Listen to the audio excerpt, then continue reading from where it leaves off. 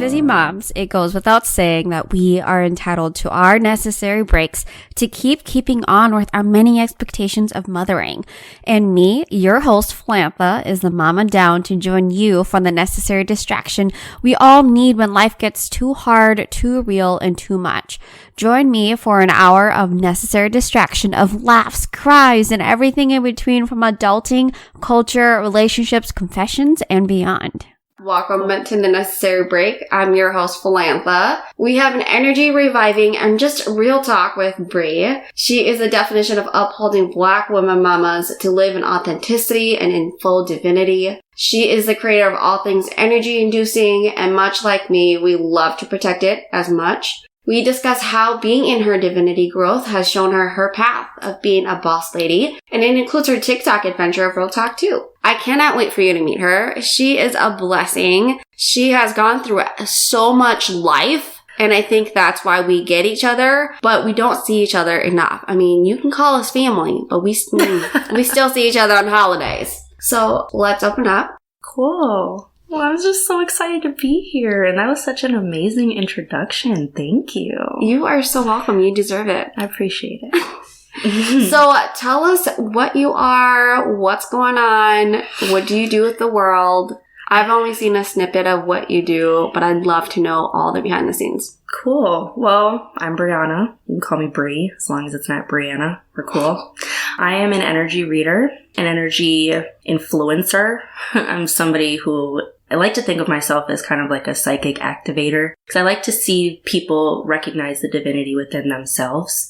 I feel like that's part of my life purpose, is not just to make people dependent on my energy or what I can do for them, but to use my service to help them become more intuitive themselves and, affirm what they already feel. I do use tarot cards. They are my tool to kind of spark my subconscious when I'm reading. So I tap into my higher self, my guides. I ask for help from your guides. And basically, when I see an image on a card, it sparks my clear knowing, my clear cognizance. And I just kind of like roll with that, basically. So I like to think of it as like my cards are the thread that you pull. And then when you pull the thread, everything else kind of unravels. So that's what I like to think about what I do. I was reading tarot for about 8 years, or I've been reading tarot for about 8 years, I was reading for 6 years for myself. It was very much a spiritual practice just for myself. I didn't really tell a lot of people I did it. I only read for obvious reasons, and because there is a stigma against it. But I got a push about 2 years ago to start reading for others, and it was just something I had to do. So I went live on Facebook, and then after that, it was kind of rolled off from there. So pretty much you're saying you're cooler than I am. Stop. And you can tell the future. And so this whole podcast thing, you can literally tell me if it's going to thrive or fail, or if I'm just not reading into the right shit here. Bye. That is completely up to you, my dear, because you are brilliant. But no, it's not anything special. That's what I want people to understand. Anybody can get to the point where they can look at stimuli, any stimuli around them. People use different tools than I do to spark their subconscious. We all have one. It rules like 90% of what we do. So when you become closer to that higher self, to that subconscious, it's easier to make intuitive decisions and decisions that are in alignment with your life. Oftentimes we're so disconnected that we're just making too logical decisions. And it can mess you up. She said, yeah. I know you do. Yeah. So how do I do that? How do I get to that? So I'm a firm advocate of... Yeah. No, I do.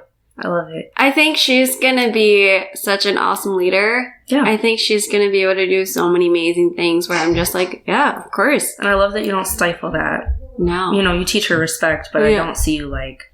Be obedient, be quiet. No. I think as women, we talk a lot about going into our full fruition of who we're supposed to be. And I think our generation, we're very limited by that, by ancestral teachings that weren't ours. Mm-hmm. And so with what I'm doing with my daughters, I'm unlearning a lot of that and really being like, she's a human being first before she is a female.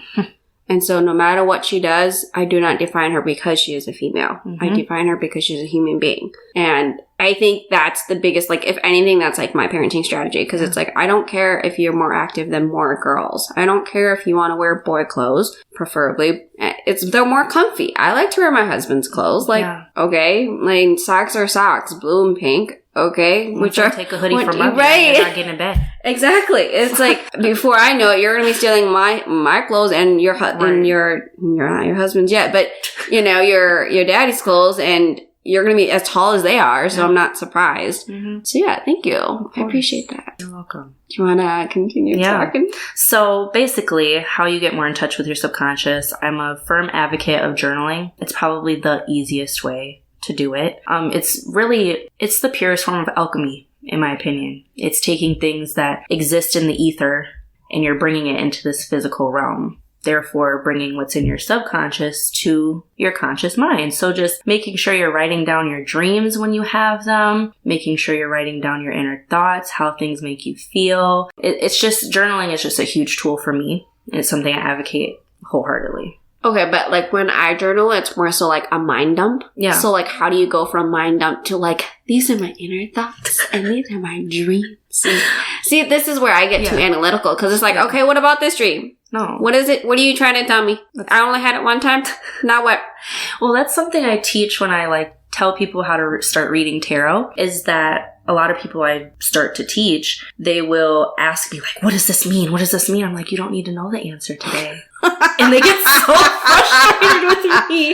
And I know that's not what you want to hear because I know you lack patience just like I do. I lack patience. We both lack. I have patience for everybody but me. Exactly. That's what I mean. Yeah. Like, you want instant gratification when it comes to like things that are going on in your head.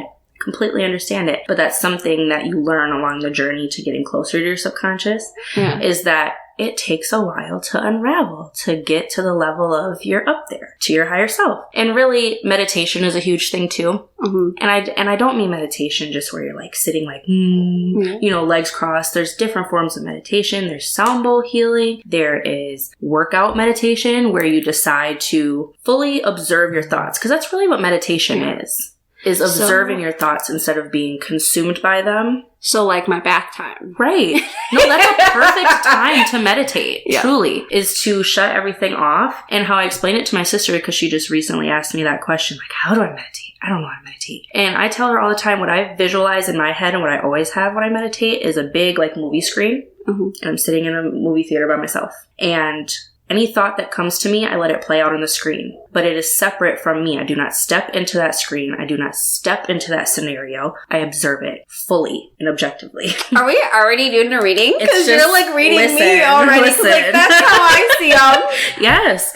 And it's not easy at first. You will see thoughts and thoughts and thoughts and thoughts. And you won't be able to control them when you first start meditating. You really won't. And you will get triggered by the things that come up. But as long as you keep eventually wiping that screen clean and allowing for another thought to come through for you to process, that's when you start to see less things on the screen when you decide to be with yourself. Does that make sense? I don't know if you guys can feel it, but she is calming my vibes today. I was a little bit electric before she came. I was a little bit all over the place. And the more we talk about this, I'm like, oh, yeah. Because it's just not anything too crazy. Like, it's really not. It's just you being with you. That's what I advocate for. And that's part of the magic of tarot, I guess, why people think it's so mystical or like fortune telling, is because I'm literally just asking for the energy around you right now. And I don't know anything about your life. So if I'm affirming something that I have no business knowing, that means it was meant to come through. That's affirming to you that what you're feeling is legitimate. So remember how earlier I was like, I feel like this is the calm before the storm. Yeah. And I feel like our reading today, you're going to review that a little bit. Probably. And I'm kind of a little... No, it's okay. I'm a little hesitant. No, everything I do is for your highest good. Everything I do for anybody is for your highest good. I am very blunt because I don't know any other way to be.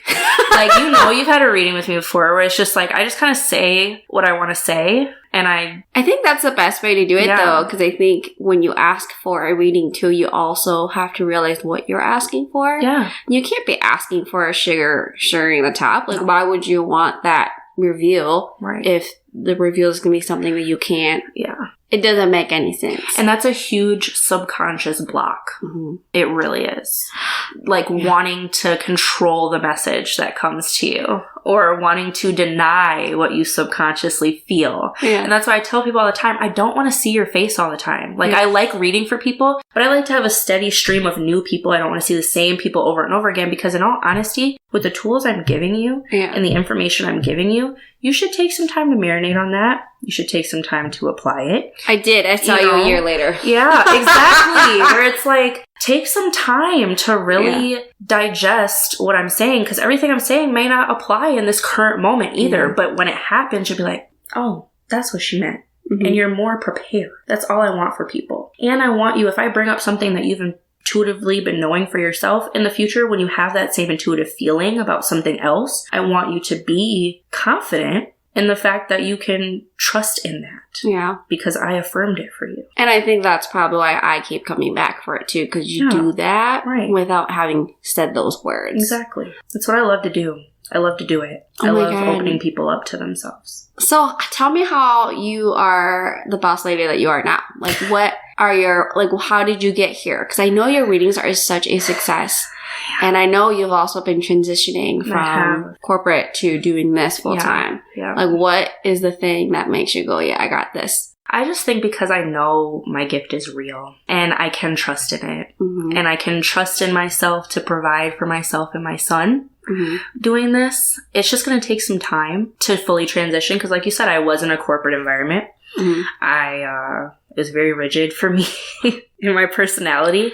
And I just decided I really couldn't do it anymore. This was definitely more of like a side thing. But at this point, it really became clear to me that this is my journey, to do this in life. And I'm just transitioning into hopefully, getting everything together. I'm changing my name. Right now it's Beyond Tarot with Bree, but I can't announce everything I'm doing yet because it's not final.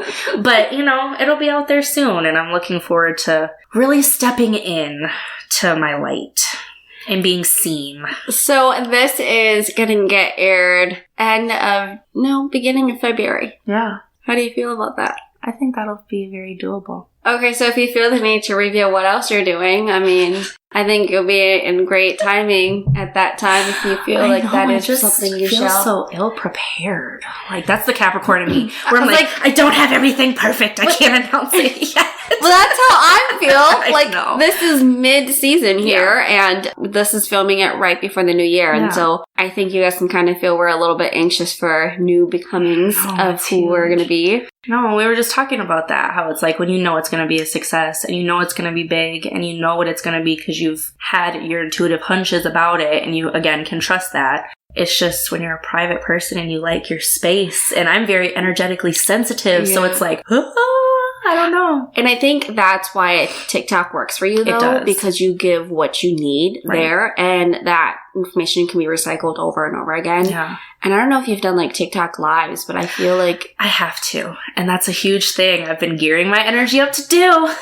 Because I do my Facebook lives, but, it's around people I know. Yeah. And it is more easily controllable. And, TikTok is just a whole new ball game. You feel me? Oh, they are ruthless. They really are. And I have faith in myself to protect my energy, but I'm gearing up to that. So I'm already doing my TikTok, and I am going to do a podcast myself. What? Did you guys hear that? I am going to do a podcast myself.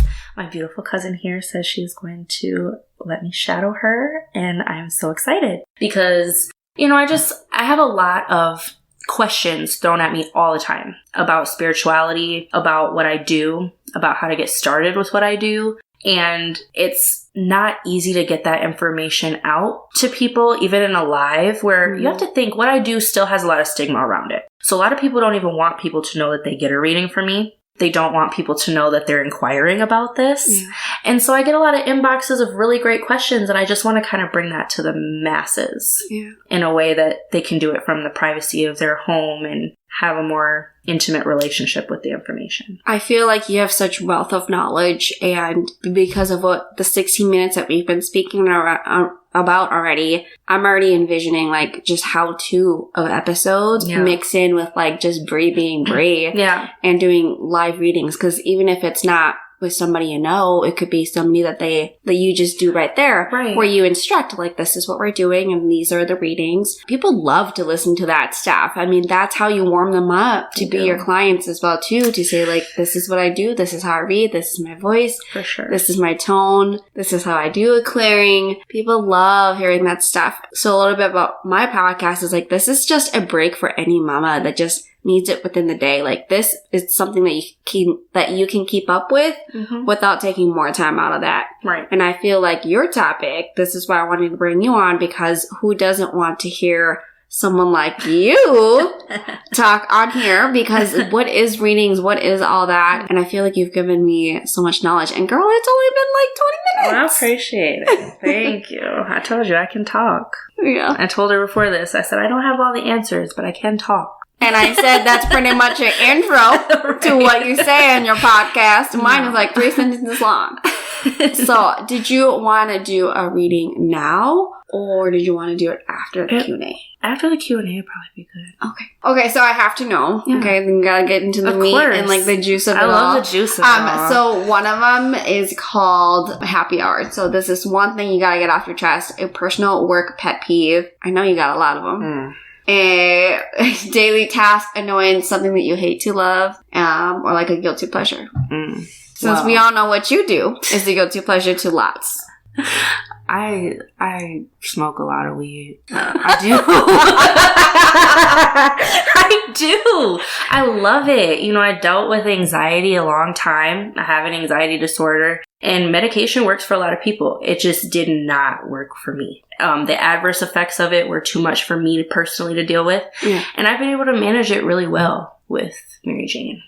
We get along very well. And I like to think I'm a connoisseur. Like, I truly enjoy the different kinds, the different strains, what they do. I truly enjoy the subject of it, not just smoking it. So, along with your podcast, your merchandise, right. Instead of merchandise like clothing, you'll be like merchandise products. Right, pretty much. No, but I do. I love it. It's very much a social thing for me too. And a huge advocate of all of the positive effects it has for many different people. I just think it has to be for you. I'm never going to pressure somebody, ever. Like, if you don't smoke, you're around me, I'm going to be like, take this joint. Like, it's never that serious. If you want to smoke, I have something for you. That's all. But yeah, I do love that. And then I would say probably for like a pet peeve, like a work pet peeve, I really don't like office gossip. Yeah. Like, it really irks me to a level that I can't even describe. Because why? I feel like it gives me anxiety. Like, it does. Because I don't want to be on the receiving end of it. Yeah. Like, I don't even want to hear what you have to say about somebody else. Because it really has nothing to do with me. I have a PhD in minding my business. I don't know if anybody... No, I'm dead serious. Like, because I don't want you in mine like that. Unless we're doing a reading. But just on a regular day-to-day level, like, no, I hate that. I hate it. Mine is code switching. Really? I hate having to do that. Yeah. I think because I'm Asian American, I get that white acceptance. But that's so annoying because that allows them to be racially ignorant. Yeah. And they think because I'm the model minority, then it's okay. That's huge. And it's really effed up when I have to call them out as if I was a black person and it was directed at a black person. Yeah. And I don't like having to be in that. When I speak with my sister about it, she's just like, you should be grateful that they see you. Like, this should be a teaching moment. And I'm like, no, my job is not to be a teaching moment.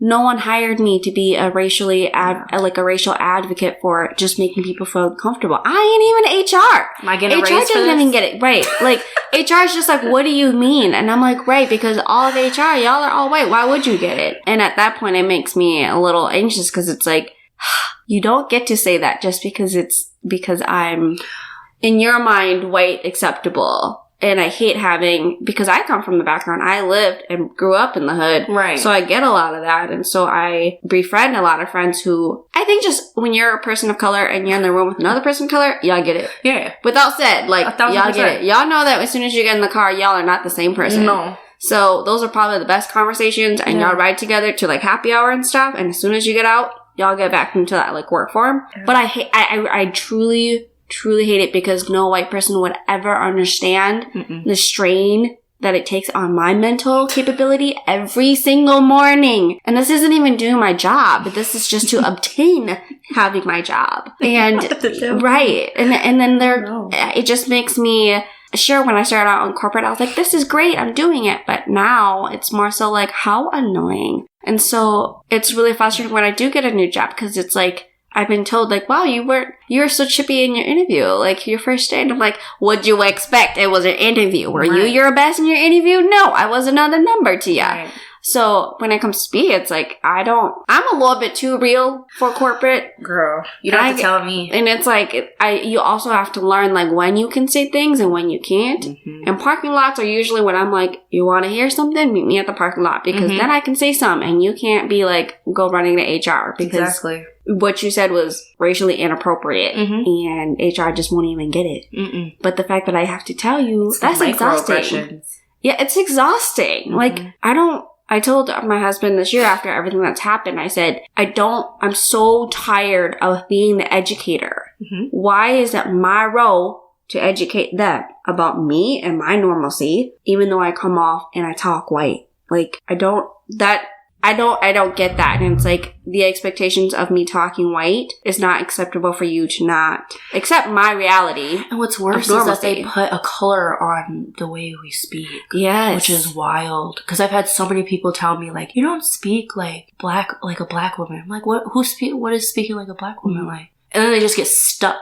Yeah. Like, why would you even say some ignorant shit like that to me? Like, truly, why would you say that? And I guess you make a good point about the code switching. And I guess, I mean, people don't know this, but my father's black, my mother's white. I mean, she's Scandinavian. I still have cousins in Denmark. Like, she's blonde hair, blue-eyed, right? And my dad his family's from the South, descendant of slaves, grew up in the hood in the Rondo area, and just very different upbringings. But at the same time, my mom has two younger mixed sisters who look like me. Her stepdad was black. And so I've had to code switch on her dad's side of the family. So I've basically been code switching my whole life. So it was kind of something that was second nature to me, especially in a whole nother language. Yeah. And it was just kind of something I switched into easily, but I didn't realize the damage it was doing to me over time. Not until this point, where this last corporate job I had was very, I'm not going to say the business, but it was very, very big, and it was run by white women. Like, most of upper management, including the CEO, are women, white women. And the microaggressions were wild. It was like being in a sorority. They were all like, and literally all a part of sororities, went to colleges. I don't have a degree. Like, it was just, I was fully capable to do the job. But it was just basically, you're here because you're black. And we're going to speak in all the acronyms that you don't know when you're around and not explain anything. Or say smart shit. And I was just like, oh, no, I can't do this anymore. I'm just not in a place where I can do it anymore. Yeah. And it's sad, because they say they want people of color so bad, but they do not. No. You don't even want that. They're not. They're not. So I said it before in my first episode, I got fired from Target. Oh, that's wild. We got cousins that work at Target. Nice. You know, I got family that works at the company I was working at too, so you had to tell me. So, and it was like that. It was like, we want people of color. Of course we love you. Of course you do. But then there's just this like social, like, we just dismiss you from everything and we forget. Sorry, we keep forgetting to put you on the work list. So we keep forgetting about the happy hour. We all took off on a Friday. Why were you here by yourself, kind of thing? It's like, interesting. I didn't know. Or like in the summertime, it was like, oh, we're in summer hours. And I'm like, oh, all right. And I'm like, all right, so I'm going to work from home. And they're like, no, you can't. You're working in the office because we're all going up to our cabins. And I'm like, what? Yeah. But like, in the office, we're just people of color. Like, you're black, you're Hispanic, you're Native American, I'm Asian, you're the only other Asian here. Should we go see another floor? Where'd everybody go? But I feel like that's the con to the term BIPOC at the same time. Because yes, we see it that way. Like, people of color see it that way. I feel an allegiance to an Asian woman or a Latino woman or another black woman instantly. But at the same time, our lives, our experiences with our ethnicity are all vastly different. Like, they are all so different and so unique. And to just kind of lump us all together in that way makes it easier for them to not realize what we need individually. Because when I go through outside of work as a black woman with family in the hood and whatever else, like, did your cousin get murdered last night? Because I know a lot of young men who I grew up with who lost their lives this year. Like, that I loved and cared for. And it's like, I have to go to work. And how do you explain that to white sorority sisters? You exactly. know, like, I can't even, like, begin to explain what that's like. And they look at you like, Or they look at you like, that's some ghetto ass shit. She shouldn't be here, basically. Or like, see, and that's what we got for hiring a person of color. Basically. Now we have to lower our standards. And now we have to offer her, does she want therapy? Like, what does she want? And it's like, wild. Why do we have to? It's the white privilege talking so loud. It's wild. And that's what I'm glad we're out of it, though. Right. I encourage more women of color to become business owners and to start pursuing their creative endeavors, because with our life experience, we're so creative. A lot of us. We are. I think just ancestrally, I didn't realize how creative Hmong people are. Your culture's so rich. Thanks. I know you have your qualms, but at the same time, like, overall, there's a lot of beauty in Hmong culture. Like, truly, like, at least I don't know everything, so I can't say that for sure that there is. But just from what I've grown up seeing, like, living in Minnesota, like, there's still the sense of family, and I mean, it's coming back. Yeah, like, it is. I mean, I think from an outsider, I think that's easy to say, but as a person who lives it, who in my own clan, I hold a higher standard other than just being Philantha, right? And just the social politics of it all, and then when it comes to creativity, it's just now in our age that it's now acceptable to go into your arts and go into your creativity. Very and true. Seeing that you can do it outside of the Asian stereotype of you get straight A's, you go to college, you be happy with the corporate job and keep climbing it until you are the model minority, and you should just be grateful for that. I can tell you that was probably like last year that, like, now all of those limited mindsets are being broken, because I can see how many people are really trying it out. But also, I mean, with my own business, I think we spoke about this, like, most of who I was targeting was not who I was targeting, but slowly but surely they sure came. And I think it's just because it's something so new. But I also saw the opposite as well, too, where it's like somebody hosted the same thing that I did that was white, and all of my followers went and bought their thing instead of mine, even though they don't follow, but they're in all of my stories and everything. And it's not me being ungrateful. It's just more so like they're still undoing of that white savior complex. And that's not, what I do know is, like, that's not my doing. Like, that's not my thing. Yeah. But I do know what I host is so real. And I do know that the people that I am helping goes miles into what these people are trying to show. So as a businesswoman, I think you really learn, like, your wins and your losses. And sometimes your losses, man, you really got to grieve them in order to get right back up and keep doing the same thing. So. My favorite saying, honestly, is it's not happening to you, it's happening for you. Because one thing I tell people all the time, I know there's a big wave of, like, where you have to manifest, you have to intentionally manifest, you have to intentionally manifest. You're always manifesting. I know. I feel like that's one of my words this year. I feel like it's a huge buzzword. It's a huge buzzword, but I think as energy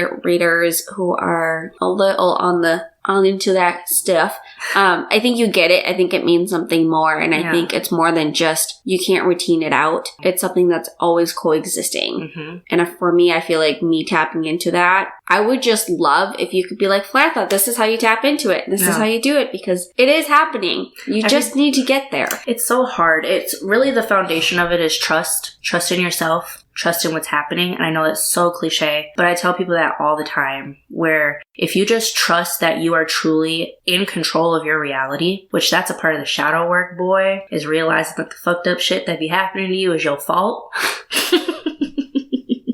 You can't blame nobody else. Do you hear me? You cannot blame anybody else. And people hate to hear that, but it's the truth, and it's really empowering when you come into that truth. It's like, you know, if I adjust my frequency to that of joy, and I chase joy as often as I can, and we bounce around between frequencies as humans, that's normal. You're going to bounce into grief and then back to joy and into fear and back to acceptance. Like, you know, it's going to happen. But at the same time, if you can overall just work to keep adjusting your frequency back to joy, just know that you're doing that. Everything that's happening, it may seem bad, but it's really your subconscious orchestrating everything around you to the perfect opportunity. Mm-hmm. And you just have to trust and be patient.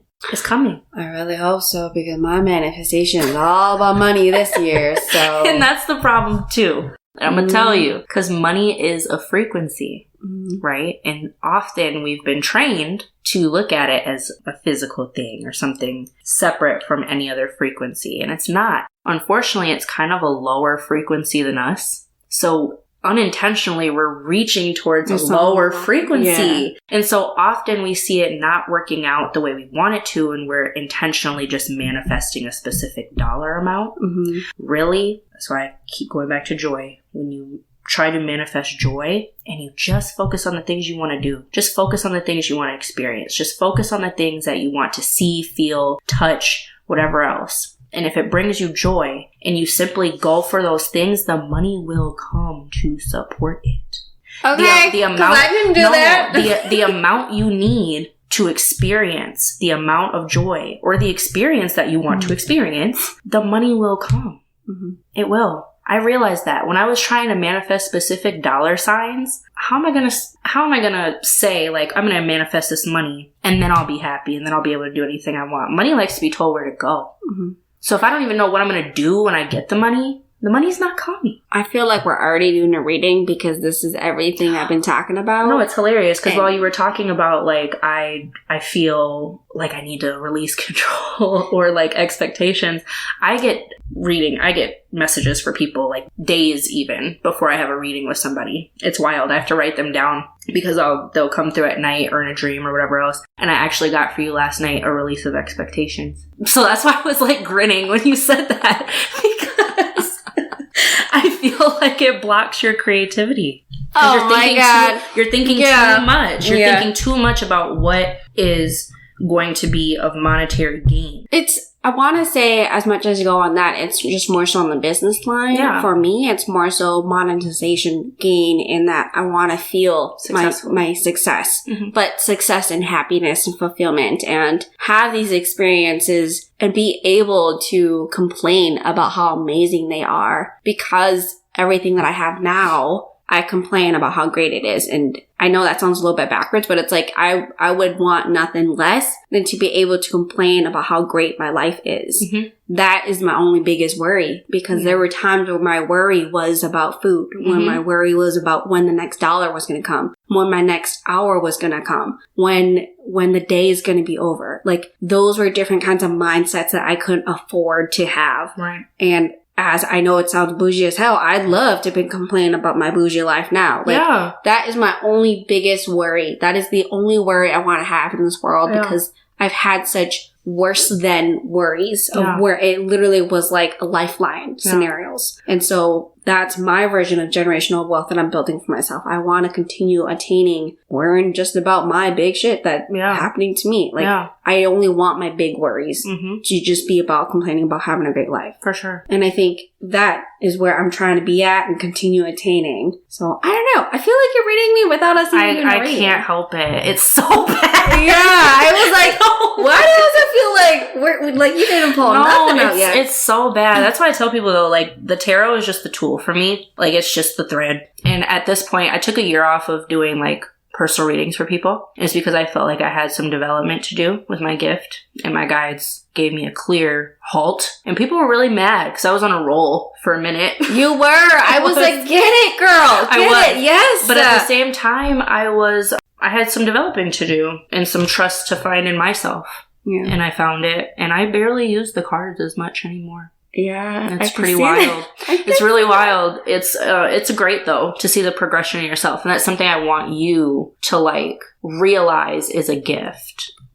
Because you're living in one of your manifestations right now. I am. You are. And I want to bring that in abundance. I want to continue and attain that. It's something that makes me so grateful, and it's something that I hold myself to. I think the standard that I'm trying to let go of, because it's something that's like, you did do it. Believe that you did it. You're living in it. So believe in that. And I'm like, I don't know. But then again, this is like the poverty mindset, right? It breeds on that worry and stress. So and it's like, how do I how do I break away from that and really walk into Flantha, the business owner, Flantha, the success that's about to come. I got you. We'll do that reading. So I know that I'm a Capricorn. Yeah. I know that we talk about this a lot. Yes. I know you say this to me when I brought down those shots. You're like, holy yep, you're doing your Capricorn shit again. And I was like, I don't know what you mean, but I'm enjoying this. I'm doing my Asian shit. We like this. I like people. Like, I was like, this is a lot of people to have to, groups of people to entertain and groups of people I don't always like. Notice I said that with the head tilt. So I don't really keep up with it, but I'd love to know how that all is integrated with like the energy reading and like the frequencies and all of that. Well, sometimes it'll be brought to me. Like, it was the weirdest thing in a reading recently. I have a Taurus rising. So it's not just your sun sign. You know, you want to read into your whole chart, especially the personal planets. So sun, moon, Mercury, Venus, Mars, and see how those energies in your life are affected. So like love, physicality, emotions. Your sun sign is your ego. Your rising is how you appear to the world. And yeah, it's very interesting. It's a science. It truly is. And I'm no astrologer. I study it for myself mostly, and I can bring up energy. But in that last reading, she was a Taurus rising like me. And there's a significant transit that's happening in January for us. And they were like, bring that up to her. And I was like, you Taurus rising? She was like, yeah. And I was like, oh, well, I know some about that. So it shows up like that for me a lot in readings. But mostly, like, Capricorns are fun as hell. We get a bad rap. We do! Like, we really do! And that's why I don't like the whole... I think calling somebody an extrovert or calling somebody an introvert is so basic. It is! It's basic as hell. Because it makes me so bad! How you gonna call... I'm an introvert by wanting to stay in my house, but if you come to my house, it's going to be a party up in here. I like everybody to be comfortable. I like everybody to be smiling. I'm talking and I'm not sitting in a corner, but I don't necessarily like to leave my house all that much. Like, I like to chill at home. Mm-hmm. So I think that's the biggest thing about Capricorns. Also, we love extremely hard. If you think of like Capricorn energy, it's more of a masculine paternal energy. It is. Good girl. And fathers love if you think of it in this context, fathers love their kids just as much as mothers do. Mm-hmm. If not more at times, you know, like it switches. Yeah, it does. And they love in their own way. But we can come off as cold when we're unhappy, and we handle confrontation differently. Mm-hmm. Especially Capricorn women, we can be a little off-putting to people at times. But when we love hard. We just don't tolerate no mess. That's all. Like, we just don't have an issue cutting people off. Like, other people have an issue cutting people off. I say we just walk into what we know that serves us. Pretty much. And why would you be complaining that I'm doing something that works for me? Pretty much. You should be worried about what it is and isn't working. Why are you so worried about what's working for me? I'm big on that. When you should be working on what's serving you. What's serving you? Like, can we work on you figuring out what serves you? Because I really like what serves me. I don't know why people have an issue with me working on what makes me happy and what works for me. And it has nothing to do with them. Like, and again, this is like the masculine talking, right? Mm-hmm. Because I've been told this my whole life. And my sister-in-law was telling me, she's new to the family, and she's like, you know, when I first met you, I thought that you were pretty, intimidating. Mm. And I was like, the hell? It's usually the case. I was like, how am I intimidated? You know, I have a chronic, like, mental health thing, right? Like, if I'm not self-absorbed in my anxiety, trying to calm it down, it's either hitting my depression where I'm thinking I'm the worst thing in the room. Yeah. So at what point did I come across as intimidating when my ass was talking about making sure that I'm okay and that I'm regulated, that my emotions are high? I'm trying really hard not to scream out loud. Like, and so it's really, I say that because then I go, and I started listening to all my characteristics, right? And I go, so you're telling me I'm just like my brother, the one that you married? And she started laughing because she was like, yeah. Yeah. Basically. She's like, you're like your brother and your other brother. And I'm like, right. But why aren't you married them? I mean, you married him, so you must like him. So why am I as the female now judged as like less than, or like you see me as a woman that is a threat? Because in my mind, I'm like, I don't see women as a threat. Whatever that they're doing and striving for themselves, that's amazing. Because you're an alpha female. Right. But the thing is like, I'm always happy to like help serve, like whatever knowledge I have, I want to keep lifting them up. Yeah. I'm never about like, this information is mine and mine only, and you figure it out. Like, and I think that's the part that turns other women off, because they're like, what, you actually want to lift me up? Yeah. like all the way with everything that you know, like why? Yeah. And I think that's kind of the thing why I'm turning away from my other business that I was doing. Cause I think too many people saw me as like the alpha and was like, I don't know if I want to join the alpha. But then again, I'm like, but social media, you guys follow a white alpha female, but not an Asian alpha. But that's female? because there's a misconception about what alpha actually is. Like, people think it's just like, I'm a boss bitch, and I'm this, and I talk the big game, and da-da-da, when in all reality, like, no, the alpha's usually the quietest one in the room, to be honest. And they're very empathetic as well. No, people don't realize that. They don't. Alphas are very empathetic. They have to be. You have to be if you're going to be a leader. You have to be. The development in you that I see happening is, as an empath, and this is something I've had to learn, as an empath, you absorb everything, right? You take in all this energy all the time. We seldom take responsibility for how easily we can project said energy. Yes. Like, if I want you to feel something, you're going to feel it. Like, if I'm angry, you're going to feel that. Like, even... I've been told that too. Yeah. No, dead ass. Like, I've had a couple situations where they're like, yeah, I felt your energy before I came in the room. Or, you're the nicest person here, but I wouldn't dare fuck with you. Yes, because I just... and I have a very powerful presence. I have a very powerful energy. I'm very self-assured. I'm sure of who I am. And you are too. I mean, we have our insecurities. Everybody does. Right. We have our mental health problems. We have whatever. But at your core, you are sure of who Philantha is. You've always been sure of who Philantha is. And ain't nobody gonna tell you who Philantha is. I've been the same way. Yeah. But we sometimes project that irresponsibly. And I've done that in the past. And I've only ever seen how much energy I take in instead of what I give out. So it's like, people do see me now and they're like, you're so chill, you're so whatever. I've had a profound shift in the way I present myself to the world. I feel like every time I've seen you, you keep moving into, I don't know, your full divinity of it all. Yeah. Like, I feel like you're really walking, like, I'm getting chills just saying that because I feel like you're really walking into you. Thank you. And it's been really cool to see that. And like, the few times that I see it, because you are right, you do walk in with a shift and everybody knows who you are, even if it's ain't even your birthday party. And it's something that you have to be very careful about. And I think for me, for so long, I've had to make myself small, where I've had to learn that forget this big presence that you do have, Philantha, because nobody likes it. So don't do that. And it's like, can't not do that. That's just who I am and the presence and the energy that I bring. So I know that's something I'm battling because I know how do I figure out when she expressed that to me and I was like, okay, so maybe I irresponsibly projected the emotions in that room as mine when it wasn't. And that's probably why I was having a lot of soul searching and that anxiety because it was a lot to take in. 1,000%. Growing up, my mom would always ask me, because she knew full and well that me and my sister were both very empathic. And she would always ask me, like, Brianna, are these your feelings or are these somebody else's? Yeah. And so you have to use your discernment in that regard. You also have to use your discernment on when, not to play it small, but when you should reel it back. And you're right, when you are because I had a very huge personality growing up too. Like, huge. I still do, but it was like... Oh, I remember high school. Yeah, it was out of control. And I was a bitch too, so it's like... So dead serious. But I mean, that's how we know how to learn from, exactly. Right? Like, that's how we learn to unlearn that trait, or when that is not serving. Yeah, I was so rude, but it was mostly because I was so...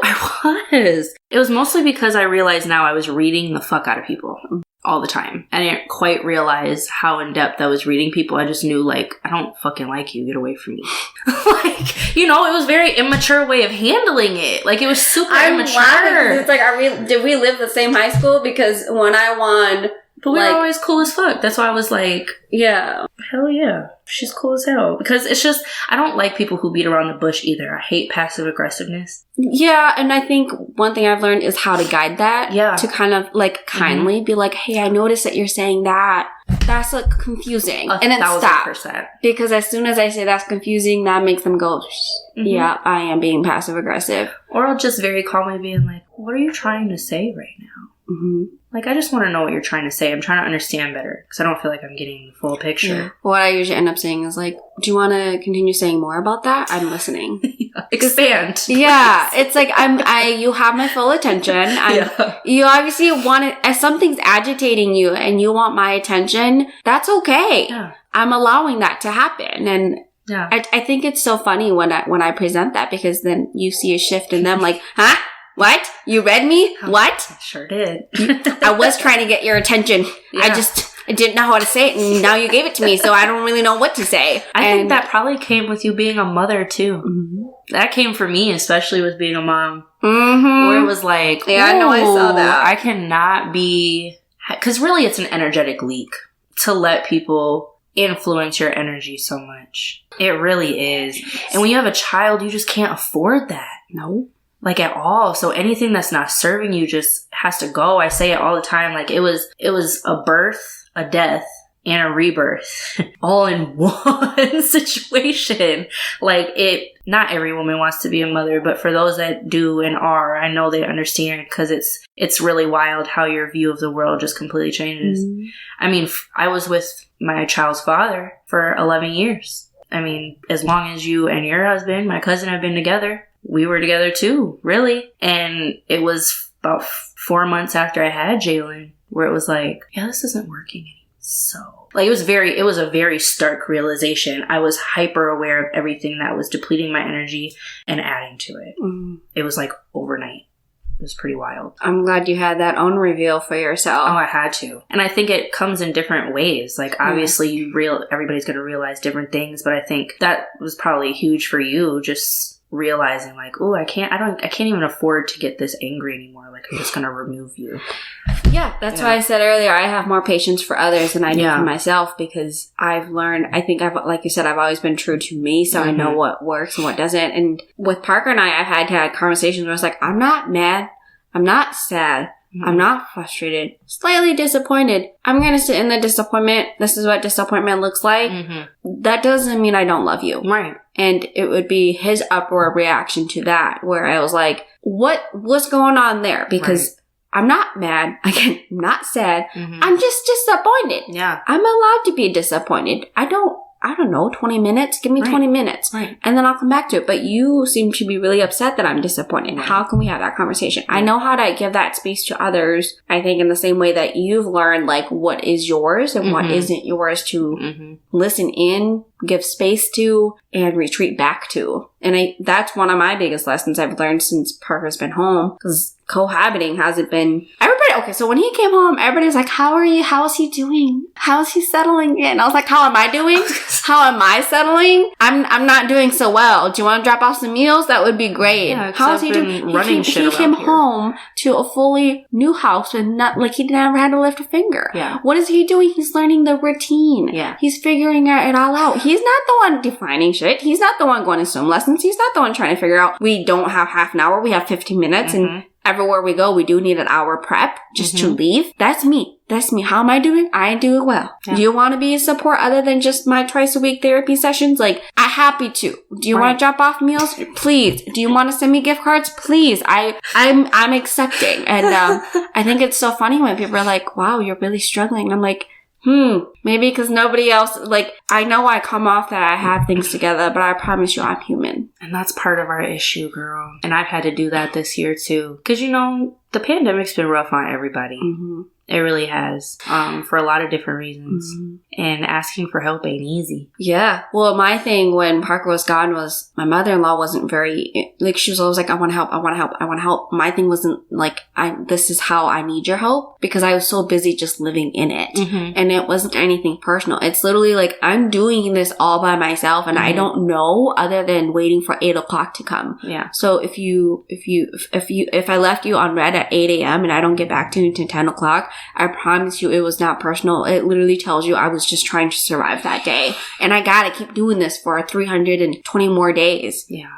That's my reality. And that's not to pity myself or pity other people or to say that I didn't need the help. It was more so like, I don't know the help that I needed while I was in the shits of it all. It's a boundary thing. Yeah. It really is a boundary thing. And what most people don't understand is, like, to move into your divine feminine energy, you first have to heal your divine masculine energy. And you have to redefine boundaries, and you have to make your divine feminine energy feel safe Yeah, a lot of people just be like, step into your divine feminine energy, and like you don't have no boundaries. Like that's dangerous. What are you attracting? What are you pulling in? Like you have to redefine that for yourself, and it's hard. Like you said, it's grimy to be having any kind of contention with your mother-in-law while your husband's gone, and you're trying to raise a child and whatever else. But it was necessary. Yeah, it was very necessary. So I commend you for that. Thanks. Being a military wife ain't no joke. It ain't.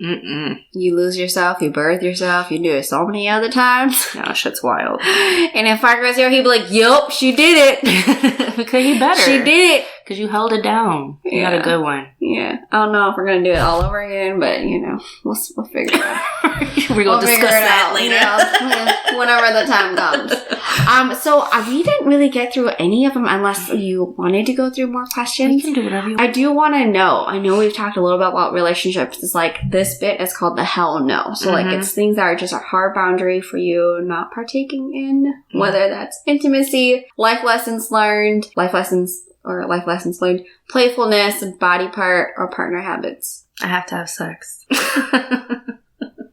You mean you need to come? I have to. Yeah. Yeah. No, like literally. Like I have a very high sex drive, especially like with my man right now. Like he fulfills that in a lot of ways. And I realize how I kind of settled for something I couldn't really, like that didn't fulfill me in other situations. You didn't know what you didn't know. No, exactly. Yeah. So it's like now I realize that's a hard line for me where it's, I have to have that level of intimacy with my partner. Well, I'm sure, I know for me it's a release of more than just the physicalities of it, but like the intimacy and everything. Because my thing is sometimes I don't need to be on the couch with you for 2 hours. I just need that 20 minutes, and I just connect. I just need that moment of connection, and that is the only connection I need for the week. And I think that's my masculineness coming out. Because sometimes for him, he'd really be like, "That's it. That's all you need."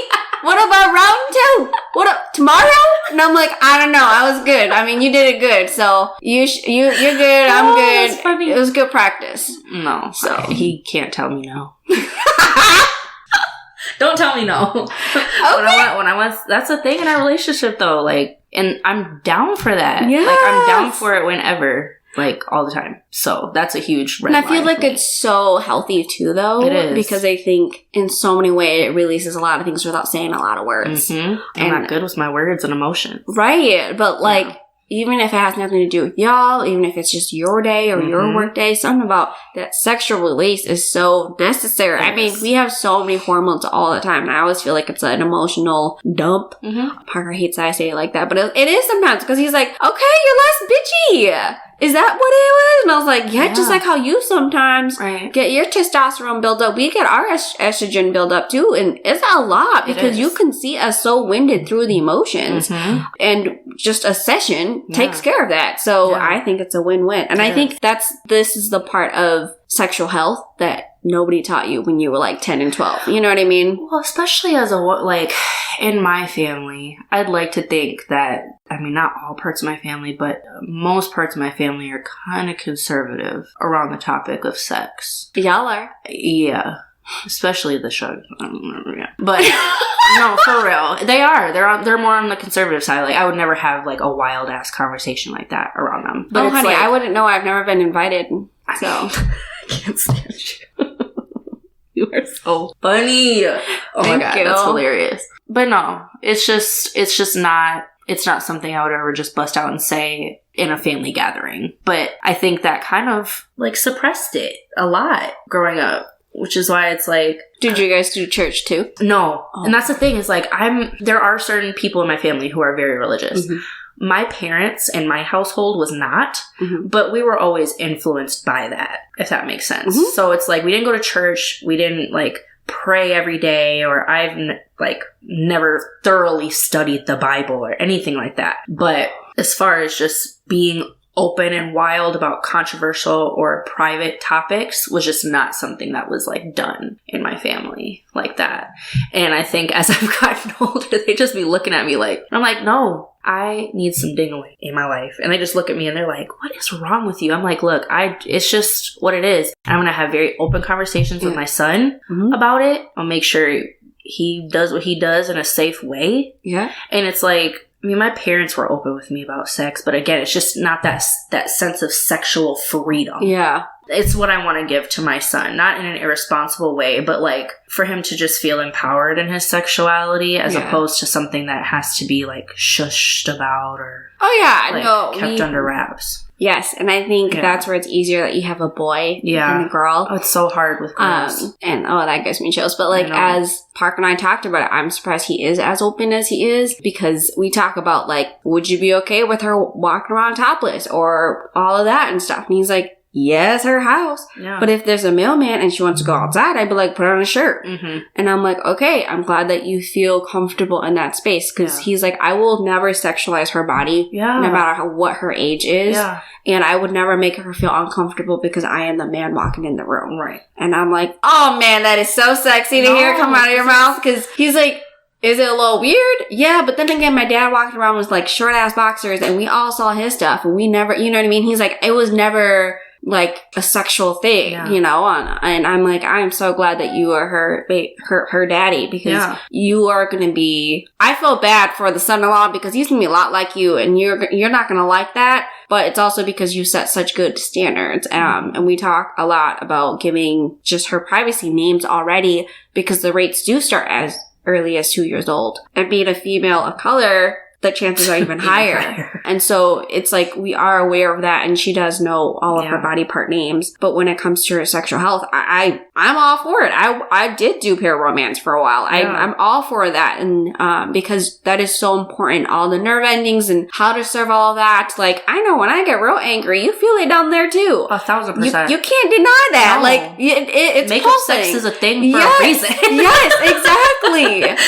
And so she's gonna know. And I think more importantly, like if she does have siblings, like I never want that to be like a hush secrecy kind of thing. It's like, will it be a little bit cringy if she was like, I'm 14 and I lost my virginity, mom, and I want to tell you all the details? I'd be like, I don't want to hear the details. But as long as you felt what you needed to feel and you felt safe and it was permissioned by you, like that's the story I need to know. I'm glad that you enjoyed yourself. And I know Parker, you know, just being a dad, he's like, I'm pretty sure she's gonna want to tell the details. And I'm like, 1,000%. That's fine, but I mean, you're just, I don't know if you want that. And well, I mean, you have time and you guys can both like mentally prepare and gear yourself up for that. Like just knowing that, I mean, with her personality, you have to know she's gonna be like, guess what, y'all? I know! And that, so you might as well prepare yourself for it now.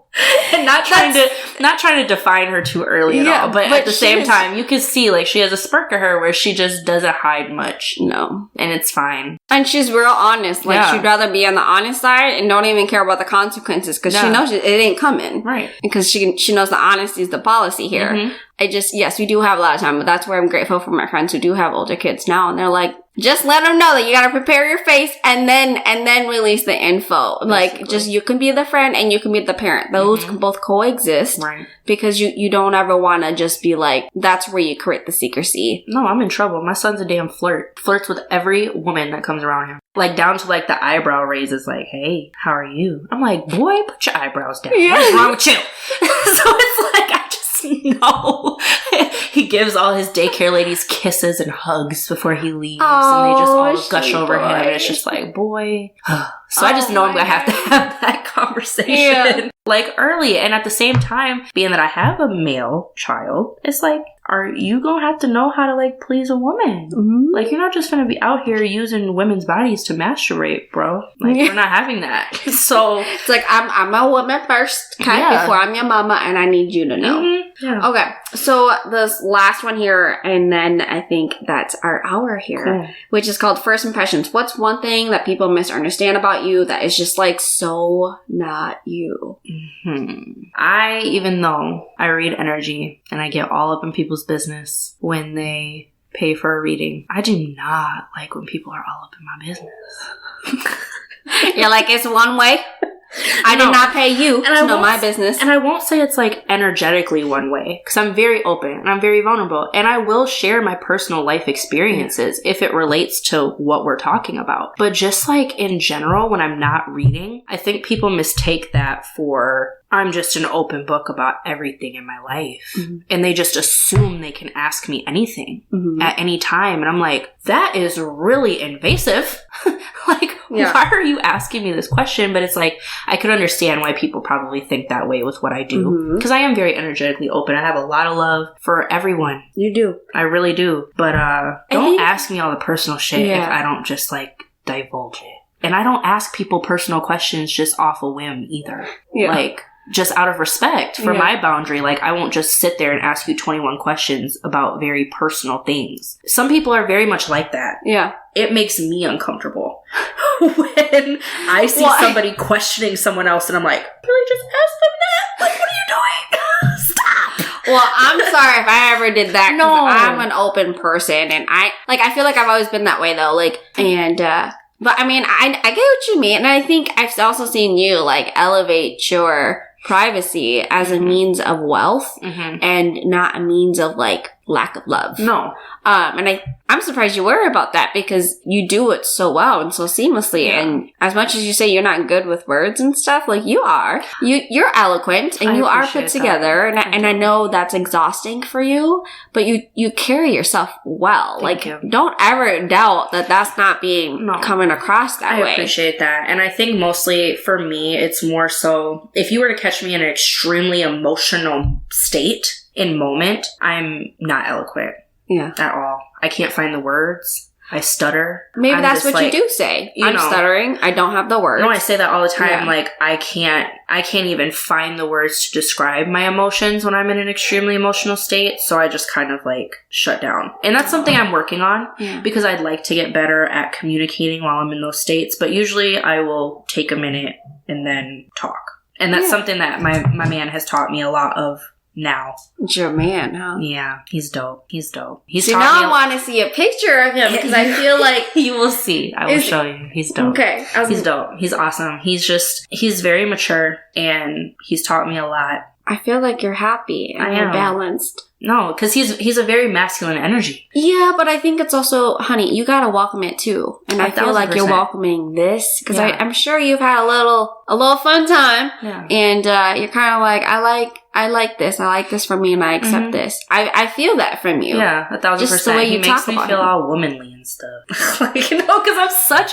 a masculine energy, like naturally, just with how I present myself in the world. And it is a form of protection for me. I've come to terms with that. But overall, like, because he is a true masculine energy and I'm more of a performative masculine energy, there's not much room for my performative masculine energy. It runs out. It does. It runs out quickly because it's like, oh, I don't have to be all this. That's good. So it's dope. It's dope. I'm glad you're letting those walls down a little bit and enjoying yourself. He's awesome. Well, now that we're closing at the end, can you tell us, the listeners, how they can connect with you, how they can consult with you and be a part of what you do? Yeah, so right now I am on TikTok, so you can interact with some of my content on there. It's at Breezy to Goat 777. And also you can email me at Beyond Tarot W Bree BREE at Outlook. I like using Outlook because I can schedule stuff on there. But you can email me there, set up a reading. I'm currently doing 45-minute readings for $60, so nothing too crazy. But I will say once I do, polish everything and present everything to the public, you may see those prices raise a little bit. And that makes sense because you're worth it and your time is your money. It is. And that's what I've come to realize too is like with this last development in my gift, like I realized I really don't like to do more than 2 readings a day. I used to do like 4 readings a day. Mm-hmm. And ethically, I just don't feel like that's right. That's why I kind of got burnt out too. Because it's just a lot to like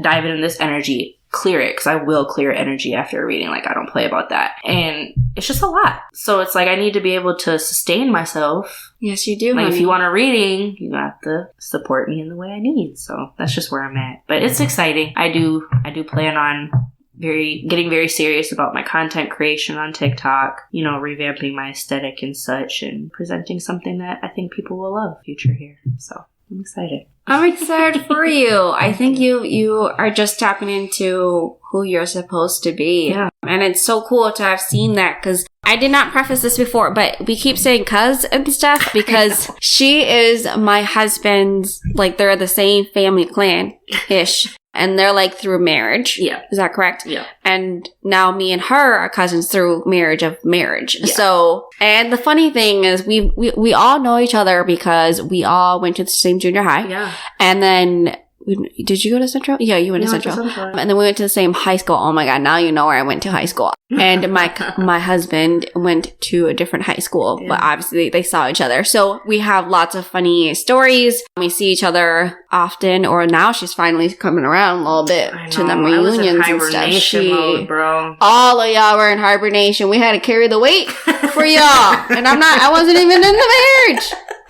But it's funny because although me and Parker are technically cousins by marriage, basically that side of the family is my grandmother's step family. Mm-hmm. But she was always treated as a daughter and as a part of the family by our family. So for a long time growing up, I didn't even know I wasn't blood related to Parker. I don't think you knew that either. Like, we didn't know for a long time. Then it was like, oh, well, whatever. Because in all honesty, it was me, him, and Nathan around the same age, and those were my besties. Who Nathan is. He's Aunt Penny's step grandson. But it was us three who were the same age, and we were all around each other. And Parker was my bestie. So yeah, they were besties, man. And it was kind of awkward because I saw this girl at school, and then I'd see him, and I'm like, that's weird. No, it's so funny. So many times people would be like, so I was with someone else, and I remember one time you were running like some show at Central or something like that, and me and Parker came together. Yeah. Because he didn't know I was around Central, so I said, yeah, I'll go with you. And we showed up, and of course I was in a relationship with someone else. Yeah. And everybody was like, who this tall, light-skinned man she just showed up with? And I'm like, this is my cousin, fools. Like, what are you talking about? I think I heard that too, because when I was setting up, they're like, Bree's here with her cousin, but they're saying that y'all are together? We didn't even know that y'all were together. And I'm like, what? Y'all never, what am I, how do I? So nosy. That's what they are. So nosy. Jesus, just mind your business.